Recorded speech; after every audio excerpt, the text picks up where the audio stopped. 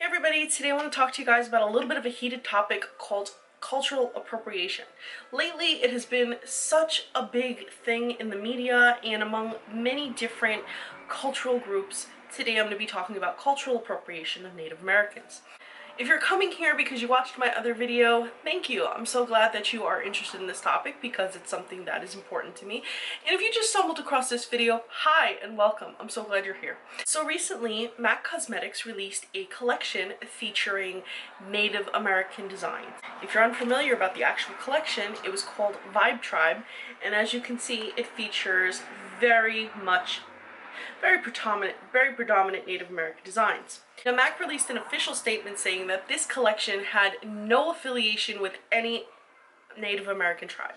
That was like the biggest insult that MAC could have put out, because they could have had the opportunity to collaborate with different Native American tribes. It's very apparent that they focused in on southwestern Native American tribes through the design of this packaging, but instead of paying homage or even allowing Native American tribes or people to come in and work and contribute art to this collection, they decided to instead honor it to festivals, which has been a huge problem in recent years with cultural appropriation.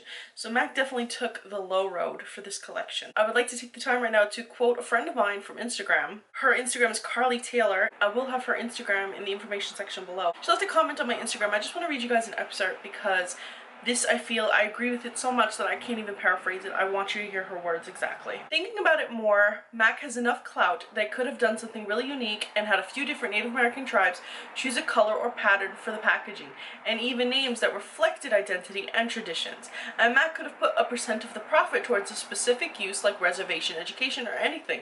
Surely it wouldn't have hurt their bottom line. They'd have gotten their trendy collection, and they would have had some real reflection of identity and packaging designs and names.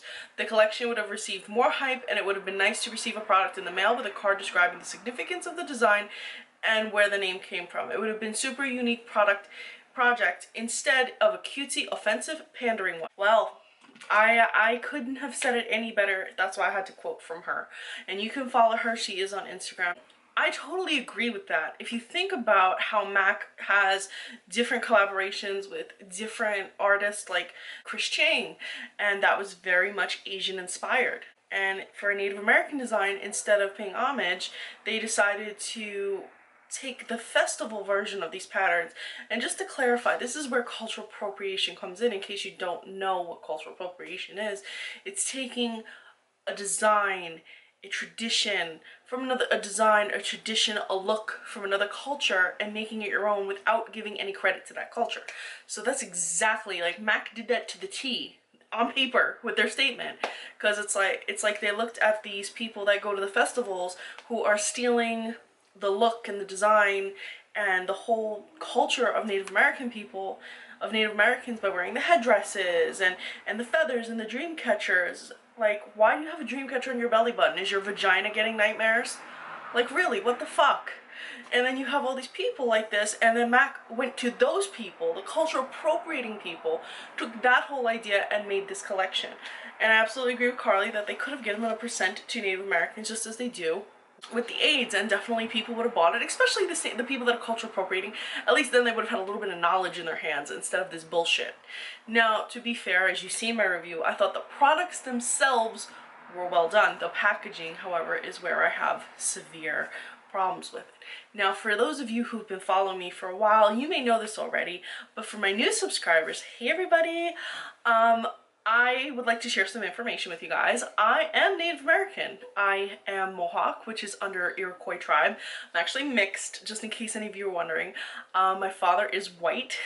He's Italian and Greek, so I have a little bit in that. I have a little bit of that in me, but I was raised by my mother and my grandmother, who are from reservation in Canada.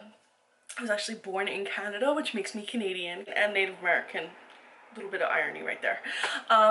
My reservation, which is a Native American reservation, is actually in Canada because if you know history, a lot of Native Americans were pushed north and west. So my tribe got pushed up north and we settled in Canada. Now my mother and my grandmother actually still live in Canada on the reservation, so res life, and I grew up traveling back and forth between Brooklyn and Canada, so I had a little bit of both worlds. I grew up going to school in America, but for summer vacation and Christmas and Easter and all those things, I was up in Canada. Now growing up, I had a little bit of difficulty with other children because people would ask me, what nationality are you? And I would say, I'm Native American. I have a Native American name. It's Gurunyakesu, which means walking sky or walking clouds. And it's actually a boy's name. My great-grandfather gave it to me. So there's that. But growing up, people would ask me, what's your nationality? Other kids. And I'd be like, I'm Native American. And it was always some sort of joke. It was like, oh, you're the last of the Mohicans. Do you live in a teepee? You smoke at a peace pipe? It was always that kind of stuff. Like, people just didn't understand. And I had to go through sitting through Thanksgiving in public schools, sitting in Thanksgiving at schools, and you'd have half the children dressed up as pilgrims and half the children dressed up as Native Indians, which is so insulting in and of itself, because I'm sorry, but since when are we Indians? I'm not from India. No, I'm a native people of America. So that in and of itself was always kind of like very insulting, because it's like my culture was a costume even from a very young age. So as I grew up, I grew up with this almost anger inside of me that I couldn't express because I was such a minority of the minorities. Did you know that Native Americans are the only nationality in the United States that has to carry around a card that states they're Native American?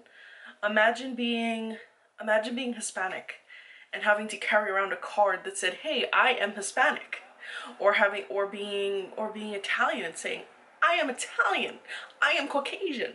Like, it's absurd.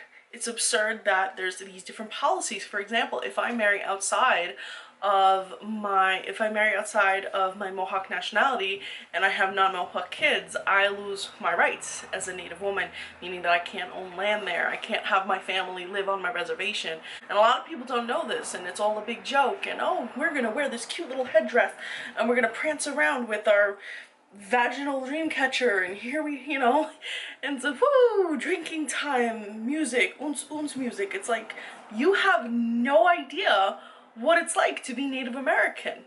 And I think a lot of you watching may not even know that, and I'm here to tell you about it. And it's like, a lot of the headdresses are actually to symbolize that you've been in war. Like in America, you get a pin, if you've done something good in war. Well, in many Native tribes, you get a headdress to symbolize that you have done something of honor.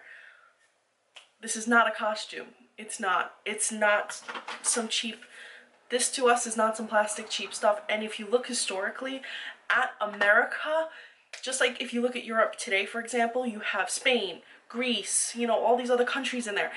And they're different countries and they have different values and people, just like the United States once had so many different tribes, and each tribe believed in something else, had its own language, had its own traditions and look. What Native Americans from further south, near Mexico, they have a certain look. The Native Americans from up north have a certain look. The Native Americans from out west have a certain look. There are so many different tribes. If you actually look at a map, from that time, all the tribes, you will see it looks like its own multiple different countries. But you know what? Christopher Columbus didn't know that. But you guys, in 2016, you guys have Google. You can look it up. Mac, you have Google. It's never right to culturally appropriate. Always give credit to the culture. That if you love a culture's design, if you love a culture's dress, if you love a culture's design, if you love a culture's art, if you love a culture's religious symbolism like the dream catcher, at least get your information. Don't be ignorant. Use Google and make sure to always give credit. Never just take something and make it your own. So that's my say on cultural appropriation. Hope you guys enjoyed my information about myself. I hope you guys learned something if you didn't already know. And I hope you guys just think twice when you see a different culture's pictures or art on something, or if you have the choice, if you're in store and you see something on a shirt, maybe think twice about who you support. As always, guys, thank you so much for watching, and please be sure to follow me on Instagram. I'm Recycled Stardust. Onagiwahi.